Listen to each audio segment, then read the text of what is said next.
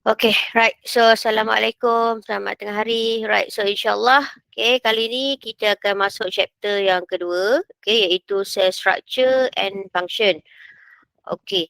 So, dalam topik yang kedua ni yang cell structure and function, okay, pertama kita akan bincangkan tentang prokaryotik and eukaryotic cell, and then kita akan bincangkan tentang structure and function, cell membrane and organelles, and kita juga akan bincangkan tentang cells are grouped into tissue. Mean kita akan tengok animal tissue, kita akan tengok plant tissue, okay, and then kita juga akan bincangkan tentang cell transport lah, okay, macam mana osmosis tu berlaku, macam mana active transport tu berlaku, right.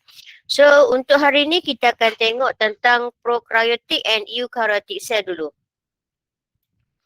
Alright, so bila kita bercakap tentang sel ni yang, actually sel ni dia follow three principle of cell theory. Okay, yang pertama adalah all organism are composed of cell. Maknanya semua living organism okay, terdiri daripada sel, right? And then we can say that cell adalah basic unit of structure and function in organism. Alright, maknanya memang okay, pada peringkat paling asasnya sel akan terbentuk dan barulah dia akan membentuk organ, sistem dan organisma itu tersendiri. Right, and then yang paling penting, cell come only from pre-existing cell by a cell division. Maknanya sel tu dia tak boleh kling, wujud macam tu saja, tak boleh. Tapi dia mesti daripada sel yang lain. Means sel kita ni boleh membagi untuk menjadi lebih banyak. Right, okay. So itu sedikit tentang three principle of cell theory. Dan seterusnya, okay, kita nak tengok tentang prokaryotic cell. So ini adalah gambaran prokaryotic cell. Okay, yang so apa yang kita kena tahu tentang prokaryotic cell ni? Prokaryotic cell ni adalah unicellular. Okay, maknanya multicellular, ada unicellular. Tetapi when we go to the prokaryotic cell, dia adalah unicellular. Okay, then kalau kita tengok di dalam kita punya prokaryotic cell ni, kita tidak ada a distinct nucleus. Okay, we don't have a distinct nucleus. Right, but okay, kalau kita tengok, kita ada circular DNA. They are line free cytoplasm, means dia berada di dalam cytoplasm sahaja. Okay, di mana bahagian yang kita boleh jumpa circular DNA tu yang kita panggil dia sebagai nukleot. Right, okay, itu tentang circular DNA dia. Another things tentang kita punya prokaryot ni, dia ada DNA. Tapi DNA dia is not associated with a histone protein. Okay, maksudnya, okay, DNA ni, okay, sama ada DNA eukaryot ataupun prokaryot, okay, dia boleh associate, mean bergabung dengan histone protein. Tetapi in cases of DNA prokaryotic cell, okay, dia tak boleh associate. Okay, dia tak associate dengan histone protein. Okay, yang. And then prokaryot ni memang dia kecil. Okay, kalau kita tengok dia punya saiz sekadar 0.5 hingga 10 mikrometer sahaja. Right. Okay, so what else tentang prokaryotic cell yang kita kena tahu? Okay, dia ada ribosom. Kalau kita tengok dalam gambar ni yang bintik-bintik kecil tu adalah ribosom. Right, tetapi ribosom dia small. Okay, kenapa kita stick small? Sebab dalam eukaryotic cell pun ada ribosom, cuma dalam eukaryotic cell ribosom ni adalah big, tetapi dalam prokaryotic cell sekarang ni ribosom dia adalah small, okay, dalam saiz 70S sahaja. Right, okay, another thing yang sangat penting tentang prokaryotic cell kita ni, they don't have a membrane bound organelle. Contoh macam mitochondria, chloroplast, tak ada dalam prokaryotic cell kita ni. Right, okay. Ini cell division tetapi tidak mengalami proses seperti sel biasa, iaitu menjalankan mitosis, tetapi dia menjalankan binary fission.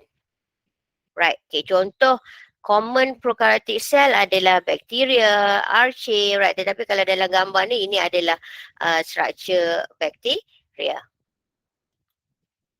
Okay, yang. So, bila kita fokus kepada bakteria, contoh prokaryotic cell, okay, dia ada beberapa lagi bahagian yang penting, okay, seperti plasma membrane. Kalau kita tengok dalam gambar ni, okay, plasma membrane ni adalah bahagian ni, lapisan paling dalam Okay, di mana dia regulate the movement of material, of course lah. Apa-apa bahan yang nak masuk dalam prokaryotic cell, bakteria kita akan merentasi plasma membrane. Begitu juga anything yang nak keluar daripada bakteria ke environment, dia juga perlu merentasi the plasma membrane. Alright, so then, okay, adalah mesosom. Mesosom ni bahagian sini ya. Ni bahagian yang folded ni. Okay, bahagian folded ni. So ini adalah mesosom. So mesosom ni adalah folded region of plasma membrane. Maknanya plasma membrane tu ada bahagian dia yang tiba-tiba dia folded. So di situlah dia akan membentuk mesosom. Di mana fungsi mesosom ni dia macam fungsi mitokondria. Okay, dia boleh synthesizekan ATP. So that's why walaupun bakteria ni tidak ada mitokondria, tetapi dia masih boleh menghasilkan ATP kerana adanya pembentukan mesosom tu. Right. So then, okay, bakteria ni, prokaryotic cell ni pun ada cell wall. Macam plant cell kita, macam macam fungi kita. Tetapi, okay, perbezaan dia, cell wall yang membina prokaryotic cell means regarding to the bacteria ni yang dia terdiri daripada peptidoglycan. Okay, alright, itu komponen ataupun kandungan cell wall. Alright, so function dia tetap sama untuk memberikan protection dan juga to give a shape. Right, so then lapisan paling luar kalau awak tengok, okay, kita ada kapsul. Maknanya bakteria kita ni ada 3 lapisan. Okay, lapisan paling dalam adalah plasma membrane. And then dia ada cell wall. And then paling luar dia ada kapsul. Okay, maknanya kalau you all diminta untuk melukis bakteria ataupun prokaryotic cell, pastikan ada 3 lapisan yang berbeza lah. Sebab dia consist of capsule, cell wall dan juga plasma membrane. Alright. Okay. Another thing yang kita kena tahu pada bakteria adalah plasmid. Plasmid ni kat bahagian dalam ni. Plasmid yang bulat-bulat ni. Okay. So plasmid ni juga adalah DNA. Right. So kita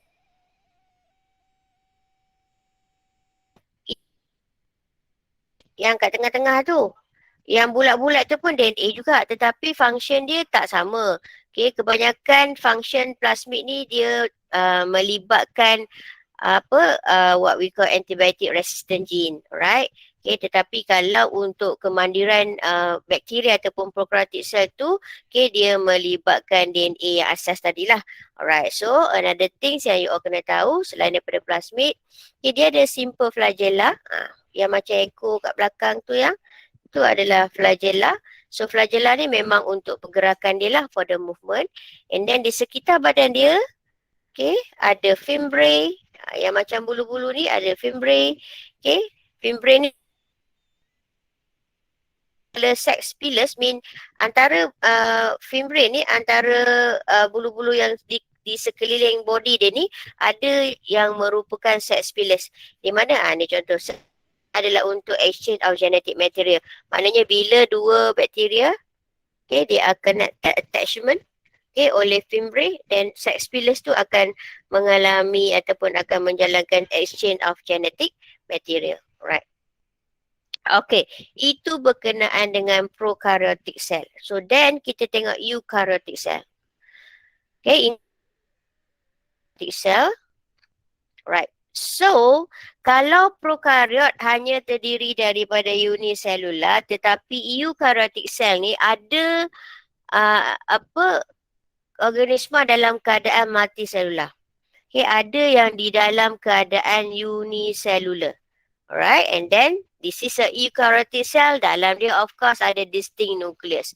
Kenapa kita panggil dia distinct nucleus? Sebab okay, they are enclosed by a nucleus membrane. Right? Okay, and then okay, kalau prokaryot tadi, kalau you all notice, DNA dia is circular kan? Tetapi DNA di dalam eukaryotic cell linear. Maknanya dia tidak berhubung. Okay, hujung dengan hujung tu dia tak bersambung. Alright? Okay, itu dia katakan DNA is linear. And then ni satu, okay, DNA dalam eukaryotic cell, they are associated with histone protein. Okay, maknanya DNA dia tu, okay, selain daripada pintal dengan sejenis protein yang kita panggil sebagai histone protein. Right. Okay, eukaryot besar, okay, berbanding daripada prokaryot. Okay, eukaryot, okay, saiz dia almost 10 to 100 micrometer. So besar lah kan. Kalau prokaryot dia daripada sekitar 0.5 hingga 10 micrometer je. Tetapi untuk eukaryot ni, saiz dia daripada 10 hingga 100 micrometer. Okay, ribosom dia sebab tu kita state dia sebagai 80S. Kalau prokaryot tadi kan 70S kan. Okay, a small ribosome. Right. Okay. Eukaryotic cell pun ada cell wall. Tapi bukan semua. Okay. When we go to the eukaryotic cell ni, yang kita ada animal cell, kita ada plant cell dan kita ada fungi. Okay. So animal cell tak ada cell wall. Tetapi dalam plant cell, di dalam fungi, okay, dia ada cell wall. Tetapi cell wall plant cell terdiri daripada selulose. Manakala cell wall fungi terdiri daripada chitin. Right? Okay. So, this is eukaryotic cell. Memang dia mempunyai membrane bound organelle. Dia ada Golgi apparatus, dia ada mitochondria, dia ada what we call lysosome, dia ada nucleus, dia ada endoplasmic reticulum. Alright, and then dia ada chloroplast. Alright, itu yang kita katakan they have a membrane bound organelle. Right? Okay, in a special cell of eukaryotic cell pun ada mempunyai flagella. Bukan semua sel mempunyai flagella, yang hanya special cell, contoh spermatozoa sperm, dia ada flagella. Function dia sama untuk locomotion dia lah, untuk movement, pergerakan dia. Right, and then kalau bakteria tadi, prokaryot tadi, they are what we call multiply, okay, menggunakan binary fission, right? Tetapi in cases of eukaryotic cell ni, yang dia mengalami mitosis ataupun proses meiosis. Ini contohlah what we call eukaryotic cell, plant cell, animal cell, protista and fungi, okay, adalah contoh-contoh eukaryotic cell. Right. Okay, so next kita kena tahu differences antara plant and animal cell. Right, okay. Yang jelas kalau you all tengok perbandingan antara animal cell dengan plant cell ni, yang adalah dari segi cell wall. Animal cell, they don't have a cellulose cell wall. Tetapi plant cell, dia ada rigid cellulose cell wall. Itu satu perbezaan. Alright, okay. Another perbezaan adalah kehadiran plasmodesmata. Plasmodesmata ni adalah connection. Maknanya dia akan menghubungkan antara satu sel to another cell kerana kehadiran cell wall. Okay, tapi sekarang animal cell dia tak ada cell wall, right? So dia tidak melibatkan plasmodesmata. Tetapi plant cell melibatkan cell wall. That's why kita akan jumpa plasmodesmata. Okay, and then yang ni memang common, kita memang tahu animal cell tak ada chloroplast, tetapi plant cell mempunyai chloroplast untuk menjalankan proses photosynthesis. Right? Okay. When we go about the vacuole, animal cell ni, yang vacuole dia tidak sebesar vacuole yang terdapat dalam plant cell tau. Kalau plant cell ni dia ada very large, okay, permanent central vacuole, means kalau kita tengok bawah mikroskop, yang kita nampak besar tu sebenarnya adalah vacuole. Alright, okay, but when we go to the animal cell, okay, some phases of animal cell, sometimes, okay, vacuole tu kecil sangat. Dan silap hari bulan vacuole tu tak ada berbanding dengan plant cell.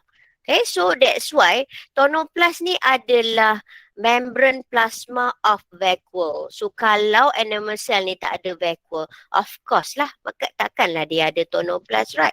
Okay, sebab tonoplast ni adalah membrane plasma vacuole kita. But bila plant cell kita ni ada vacuole, so of course dia ada tonoplast, right? So okay, kita tengok apa lagi perbezaan antara animal cell and the plant cell ni. Okay, another thing is about dia punya position nucleus dia. Okay, biasanya animal cell ni dia punya bila kita tengok bawah mikroskop lah, kita boleh nampak dia dekat dekat center, dekat tengah. Tetapi okay, kalau dalam plant cell ni, nukleus dia kebiasaannya berada dekat peripheral, dekat tepi. Kenapa dia berada dekat tepi? Awak kena ingat, plant cell kita kan dia ada a very big vacuole tadi. So vacuole tu dia dah tertolak. Dia menolak nukleus tu sampai nukleus tu berada dekat tepi. Right. Tapi dalam animal cell kan tadi, kalau ada sekalipun vacuole dia kecil. So dia tak akan defect lah kedudukan nukleus tadi. Alright. Okay, so animal cell mempunyai centriole. Manakala plant cell tidak ada pembentukan centriole. Di mana kita tahu centriole ni is important during a cell division. Because centriole ni nanti akan membentuk spindle fibers untuk proses mitosis dan juga proses meiosis. But walaupun plant cell ni tak ada centriole, is not mean dia tak bermaksud plant cell ni tak mengalami cell division. Dia tetap akan mengalami cell division, tetapi dia menggunakan keadaan lain untuk membentuk spindle fiber. Nanti dalam chapter seterusnya kita akan discuss lah cell division yang berlaku di dalam animal cell dan juga di dalam plant cell. Right. Okay, so another thing is about the cilia, about the flagella ataupun microvilli. Sesetengah animal cell, mempunyai cilia. Cilia ni macam rambut. Rambut pada permukaan sel kita. Ataupun dia ada flagella, ataupun dia ada microvilli. Keadaan microvilli ni you all boleh bayangkan sel yang membentuk kita punya intestine, small intestine or big intestine tu, dia memang mempunyai structure yang kita panggil sebagai microvilli. Right, but when we go to the plant cell, tidak ada plant cell yang ada struktur cilia macam rambut halus tu dan juga struktur seperti microvilli. But in a special plant cell, susahlah nak jumpa, tapi ada yang masih mempunyai flagella. Itu pun dalam orang kata dalam tumbuhan level yang rendah, biasanya dia akan ada flagella. Right. So the next thing yang kita boleh tengok perbezaan antara plant cell dengan animal cell ni adalah lysosom. Animal cell ada lysosom. Right, tetapi plant cell kebanyakannya tidak mempunyai lysosom. Right, itu perbezaan antara animal cell dan juga plant cell. Right. So ini adalah gambaran animal cell. Ini adalah gambaran plant cell, right? So kalau nak tengok macam mana nak bezakan animal cell, plant cell, you just tengoklah. Kalau ada cell wall tu, itu mungkin adalah plant cell, ada chloroplast, the rest, organelle adalah sama. Hanya yang membezakan dia cell wall, chloroplast, lysosom tadi, right? So itu bahagian pertama, cell structure kita. Means awak kena tahulah tentang prokaryotic cell, kena tahu tentang eukaryotic cell, dan you all kena tahu perbezaan di antara prokaryot dengan eukaryot, perbezaan antara animal cell dengan plant cell, right? So kita tengok beberapa soalan berkenaan dengan prokaryot, eukaryot, plant cell dan juga animal cell. Yang kita tengok soalan yang pertama. Dia kata which cell group does not possess a true nucleus? Dia bagi A, prokaryote, B, eukaryote, C, plant, and D, animal. Mana tak ada true nucleus yang? A. Yes, very good. Alright, sebab kita tahu eukaryote tu memang jelas lah, plant dengan animal cell tu dia adalah eukaryote, so they have a true nucleus. Alright, good. Tengok soalan kedua. Which of the following is a eukaryote? A, bacteria, B, virus, C, archaea, and D, sperm. Mana satu eukaryote yang? D. Pandai. Sperm adalah eukaryotic cell. Archaea, virus, bakteria itu semua adalah prokaryotic cell. Right, good. Tengok soalan ketiga. Which of the following is found in all prokaryote? Nampak? but only some eukaryotic cell. Maknanya semua prokaryote ada benda ni. Tetapi dalam eukaryot, setengah saja yang ada benda ni. So dia kata A, cell membrane. B, cell wall. C, mitochondria. And D, ribosome. Mana satu B. rasanya? Mana satu? Boy. B. Alright. Yes, good. Okay, cell wall. Okay, sebab dalam eukaryotic cell yang ada cell wall, okay, hanyalah plant cell dengan chitin, right? Animal cell, dia tak ada cell wall, right? Okay, so sebab tu dia kata some of eukaryotic cell saja yang ada. Okay. So tengok soalan yang keempat. What are cell called if they are adapted to perform a certain job? Okay. The cell is like this yang. Selepas dia divide, dia akan grow and then dia akan menjadi khusus, alright, untuk berfungsi mengikut dia punya function asal lah dia. So dia kata what are cell called if they are adapted to perform a certain job? Adakah specific? Adakah functional? Adakah unit ataupun specialized? Rasa-rasa? D. Specialized. D. Yes, term paling tepat untuk menerangkan tentang adapt to perform a certain job adalah specialized. Right. Okay, good. Okay, kita tengok soalan yang kelima. Okay, small circular pieces of DNA in a bacterial cell are called, siapa ingat? Apa nama Plasmid. small circular DNA? Plasmid. Yes, very good. Plasmid. Right. Okay, so jawapan dia adalah plasmid. Okay, good. Okay, soalan yang keenam.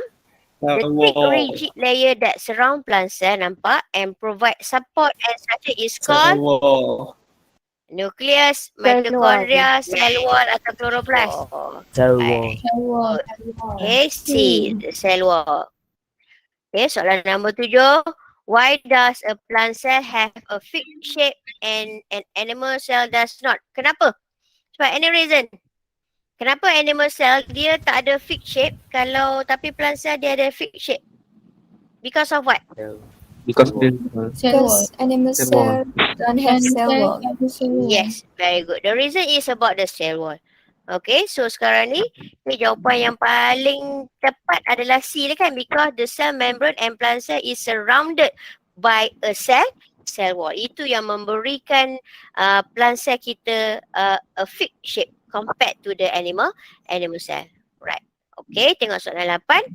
Which of the following structure is found in both plant and animal cell? Okay, kita tengok. A, mitochondria. B, cell wall. C, chloroplast. And D, lysosome.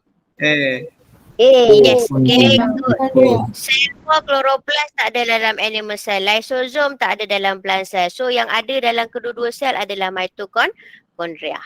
Alright. Okay, tengok soalan nombor 9. Which structure is only found in animal cell? Mana? Yang hanya ada dalam animal cell. Lysosome. Lysosome. Lysosome. Yang lain tu plant cell juga ada. Right? And last question. Okay. Plant and animal cell are eukaryotic. This means they A are able to multiply, B have a nucleus, C contain DNA and RNA, and D bound by plasma membrane. B. Nucleus. B. Yes, itu perbezaan prokaryot dengan eukaryot. Sebab prokaryot juga multiply. Okay? Walaupun dia tidak menjalankan mitosis. Okay, dia menjalankan binary fission. Dia juga ada DNA dengan RNA. Dia juga tetapi keadaan yang hanya ada dalam plant and animal cell, they have a nucleus because we don't have any membrane bound organelle di dalam prokaryotic cell. Right. Okay.